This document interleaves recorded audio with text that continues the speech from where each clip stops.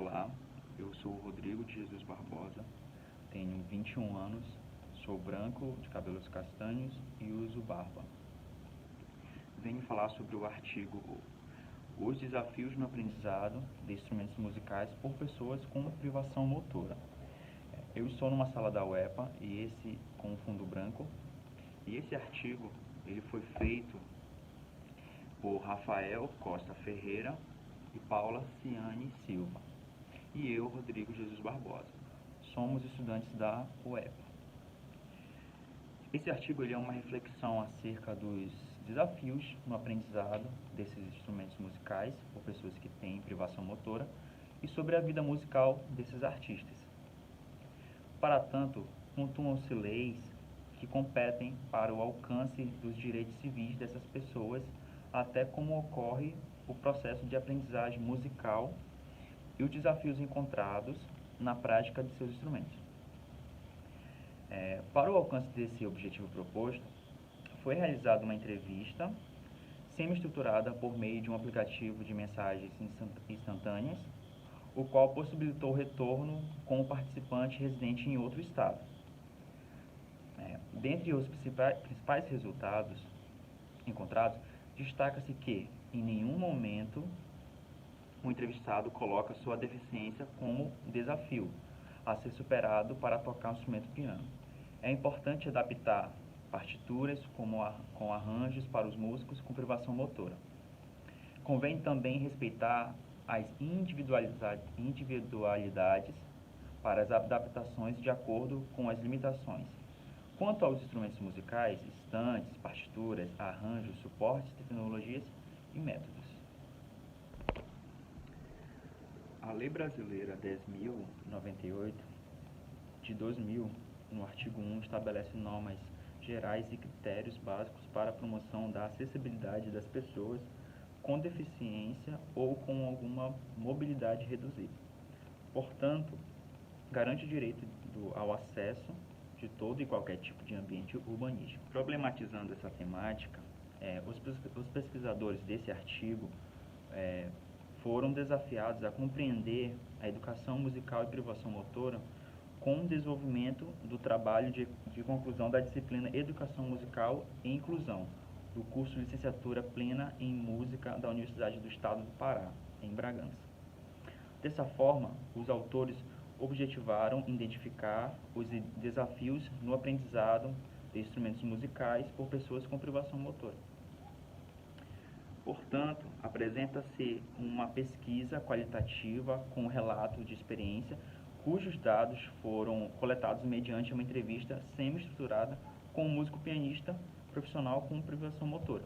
A entrevista semi-estruturada, apesar de ter um guia prévio que estrutura os conteúdos a serem abordados, admite a flexibilidade suficiente para explorar o mundo do entrevistado por meio de uma relação de conversação. Consideramos 3 etapas para essa realização de uma entrevista: preparação, execução e final. A entrevista foi realizada por um aplicativo de mensagens instantâneas, o WhatsApp, no qual foram respondidas 4 questões. A primeira: quando você aprendeu a tocar o instrumento musical piano? B. Como você se interessou pelo instrumento piano? C. Quais os meios que você utilizou para estudar piano? D. Como seu professor de música conseguiu estimular você no aprendizado contínuo do instrumento piano? Ressalta-se que, para atender essas questões éticas, no momento da entrevista foi apresentado um termo de consentimento livre e esclarecido, o qual foi lido e assinado pelos envolvidos, os pesquisadores e o participante. Ao realizar uma revisão de literatura sobre a educação musical para a deficiência motora, encontraram-se ferramentas importantes que estão sendo desenvolvidas para fazer o musical, bem como métodos, técnicas e materiais aplicáveis a pessoas com privação motora e recursos adaptativos. Ao investigarem se seria possível receber uma interface musical com realidade aumentada, de baixo custo, capaz de apoiar e ampliar as abordagens do fazer musical, de pessoas com deficiência motora e cognitiva. Confirmaram a partir das avaliações que o GEM virtual possibilitou o desenvolvimento das atividades musicais de improvisação, recriação e composição musical, audição sonora e musical. É importante ressaltar que a ferramenta foi testada em um ambiente terapêutico. Dentre os pontos importantes que a ferramenta pode oferecer para a educação musical e pessoas com privação motora e cognitiva, destacam-se possibilidades de acompanhar o ritmo musical e criar sua própria música e realizar exercícios musicais de forma diferenciada, possibilitando a mudança de rotina dos exercícios convencionais. Quando os aspectos negativos da ferramenta destacam-se a sonoridade, pobre de alguns instrumentos musicais, a duração e intensidade dos sons pré-definidos. Ao investigar a revista Carmo, de 2019, ao investigar as aplicações da educação musical para as pessoas com deficiência motora, indicam uma abordagem vinculada à psicomotricidade para o desenvolvimento de competências musicais e desenvolvimento psicomotor, a fim de auxiliar no desenvolvimento das competências musicais. O autor destaca métodos e técnicas e materiais aplicáveis para os estudantes com deficiência motora, resultando em uma revisão da literatura e entrevista com o professor de música, e indica que as ações pedagógicas musicais utilizadas estavam fundamentadas nos métodos ativos da educação musical, mesmo que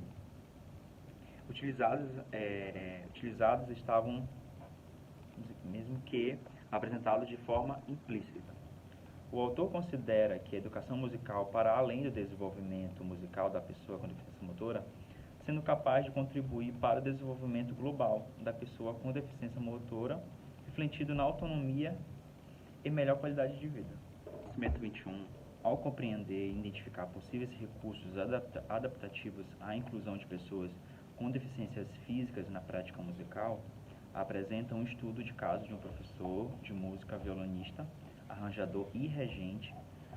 As dificuldades apontadas pelo músico diante da execução instrumental foram resistência muscular, coordenação motora, movimentos e tamanho das mãos.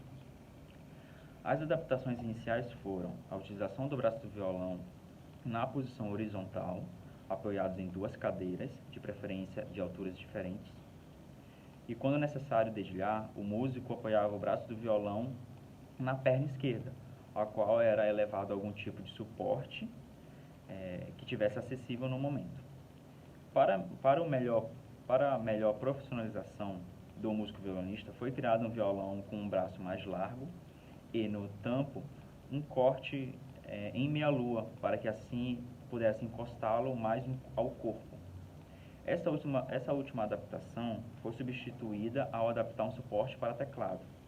A autora considera que a técnica e as adaptações desenvolvidas e apresentadas podem ser utilizadas como base para outras experiências de educação musical, com pessoas com privação motora. Porém, deve-se respeitar as individualidades dos indivíduos para fazer as adaptações de acordo com as limitações.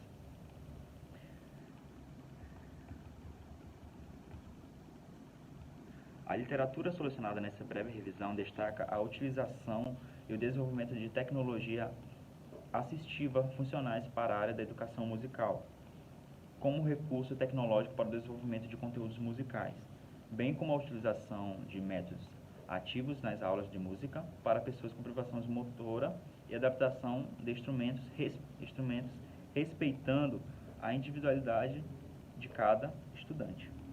O participante dessa pesquisa é um músico pianista profissional, 32 anos, com diagnóstico de artrogripose múltipla congênita. Seu interesse pelo instrumento piano surgiu aos 4 anos de idade, quando foi presenteado com um instrumento musical e se encantou pela sonoridade. Quando eu tinha 4 anos de idade, foi quando eu ganhei do meu pai um piano de brinquedo. Através da sonoridade do piano, o teclado de brinquedo, teclado profissional, pianos que já toquei de cauda, de armário, gosto muito da sonoridade deles, inclusive dos pianos digitais. Após esse encanto, iniciou seus estudos por meio de revistas com professores que se maravilharam com o seu talento. Por meio de revistas de músicas que continham cifras, a professora de piano me incentivou e se emocionou ao me ver tocar e me motivava com recitais de piano, onde as pessoas gostavam e me motivavam ainda mais. Por isso a música é a minha paixão. Ao apontar os principais desafios no processo de aprendizado do instrumento piano, o entrevistado não citou em nenhum momento aspectos relacionados à sua deficiência. Bom, eu sei a prática e o meu primeiro desafio foi o contato com o piano em tocar lendo partitura. Eu estou aprendendo a ler partitura por meio do piano. Quanto às sugestões de métodos, técnicas e materiais com o professor de música, posso atender de forma eficiente pessoas com privação motora.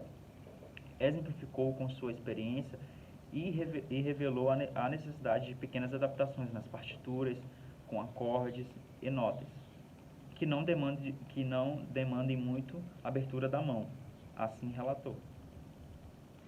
Por meio de anotações de algumas peças, pois algumas peças que têm intervalos maiores precisam ser adaptadas.